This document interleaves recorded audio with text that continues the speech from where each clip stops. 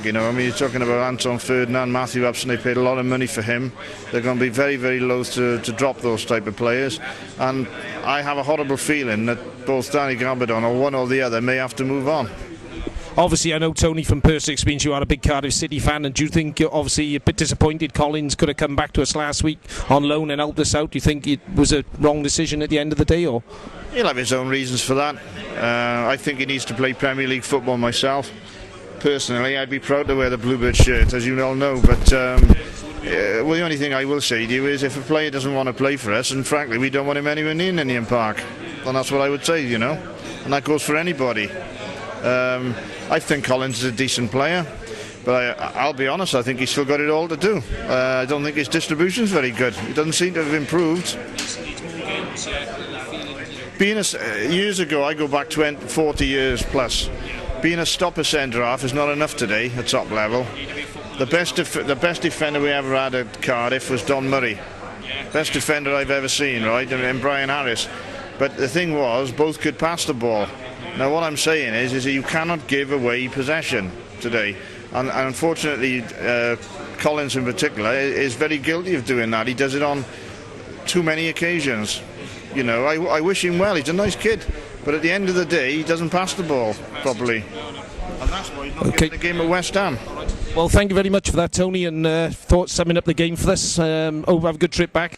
Okay, now we're joined at the airport by an interesting character who we see on most trips or away games, and we have a bit of a banter with. Always tells us he's going to bed at 10 o'clock, but we always seem to bump into him back on the streets about 4 o'clock, and I think last night was no exception. Glyn, is that correct?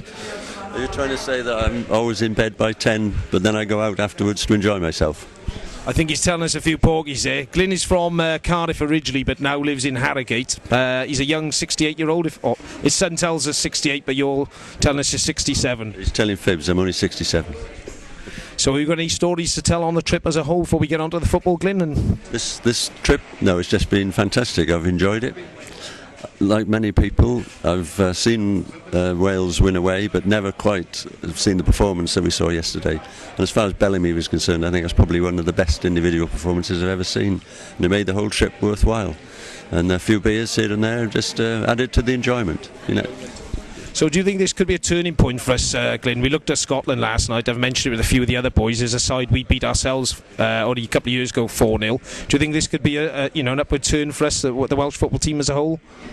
Yeah, I think that's quite possible now. Hopefully, when we beat Italy 2-1, I think there was a great expectation then, but sadly that team never ever played together again. Now hopefully this time the team are that much younger again, there won't be so many retirements as they were with the previous team, and they'll stay together and learn together and develop. I mean, somebody was telling me last night that the England under-21 side that played in the tournament in the summer were actually older than this in average age than the side that Wales put out last night. So when you think of the teenagers playing in the Welsh side, then that must hold sort of good promise for the future. We just hope they can stay together, as I say, and develop their football skills and come along as a very solid team. Are you an actual fan of Toshak, Glyn? The way he's going, he's setting his stall out. Obviously, it's been a rough ride along the way with some individuals deciding to retire or throwing their toys at the pram. Do you think we're on the right road with Toshak, and would you hang on in there with him? I would. I think he's a good manager because he has been there with a lot of experience in a number of countries. But yesterday when we were having coffee in one of the bars, Toshak actually came past and he was talking to the supporters and explaining that he'd actually done a lot of scouting and received and got other people scouting for him. He got a lot of information on Slovakia, but also what he was telling us was how Slovakia were going to play in terms of their lineup, where they were going to play in terms of through which players.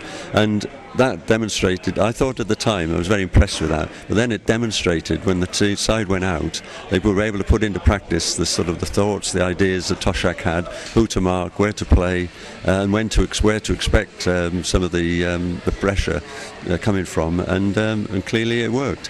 Now if he can carry on doing that in relation to adapting the formations to nullify other teams and also to help us to get goals in the way that we did last night, it would be fantastic.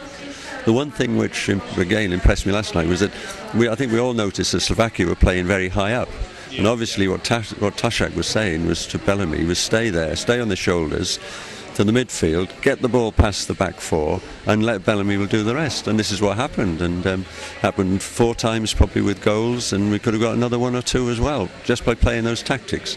Now, if we'd been playing Germany, maybe it might be different, because they would have a sweeper. But even so, Toshak could work that out, and I think this clearly demonstrates that he does the preparation, he does it well, and he can communicate with the team. And if they can carry out the way he wants to play, then from game to game, we can only improve, I think, and get better. Must be very promising. Obviously, Glyn's a big fan of Toshak, and he's pretty optimistic with the way we're going forward. Well, thank you very much, Glyn, and look forward to seeing you on the next trip to Cyprus or San Marino. Thank you, Glyn. Oh, here we are in Bratislava. We've been here for 3 days. The boys are looking tired, but they're still laughing. That's a good sign. So, what do you think of Bratislava? Did you have a good time? I heard you had a few... I can't remember it personally. It's a very blank experience. Did you have a good time on the boat, on the disco? Well, I was standing there having a pint. Next thing you know, it's rocking back and forth. I couldn't work away. It's just going back and forth. Pints going. It's going. What's happening? 10 pints don't help. Don't help. So what do you think of the match? Because when we came over here, we thought if we get a draw, that'd be a good score. But the win was really good. So, what do you think of the game? One match. I can't remember. No, we couldn't fucking believe it. I've seen 12 Wales away games before this trip. Right, I've seen us score 2 goals. 1 was an own fucking goal. And then this trip, 5. I'm still pinching myself. Honestly, a smile on my face is great.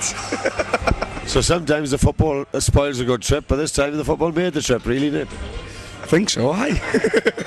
It's good. Well, thank you for having a little chat to us in the airport. It's another 2-hour trip now over the airplane, and are you back to work tomorrow? Yeah, but 10-hour shift in the morning. I'm supposed to be in at 6 in the morning, but I'm leaving Cardiff at 7. Good job, we can get it, yeah? Cheers, fella. Cheers, go. Yeah, we also got Paxo here now. You've been to the match as well. So what do you think of the game? Fucking amazing. And I've done exactly like Ian. I've seen 1 away goal and it was own goal, and been travelling 5 years, and to see 5. Text from my mate this morning, he said you will not see Wales score 5 away goals against a decent side, and I don't think I will. So what do you think the difference was from Saturday? Obviously Craig Bellamy playing was the difference, but I mean obviously Slovakia weren't as good as Germany, but it's still a hard place to come to and to win. I think the fact they didn't have any crowd affected them, but I think Bellamy was a difference. He was absolutely awesome. I've never seen anything like him. Absolutely brilliant. I think the problem with the crowd is the fact they play 2 games a week, and these people haven't got, it's a lot of money for the Slovaks, and I think they could have let them in for nothing really. It might have helped. I don't really care, to be honest. 1-5-2. So nobody there's no away fans. It spoiled the atmosphere in the ground, but it doesn't really matter. You go away like a San Siro, you have like 80,000 and you get goaded, but it's great to have a go back, and it's brilliant. Fair play. Okay, cheers, Boxer. Cheers, fella.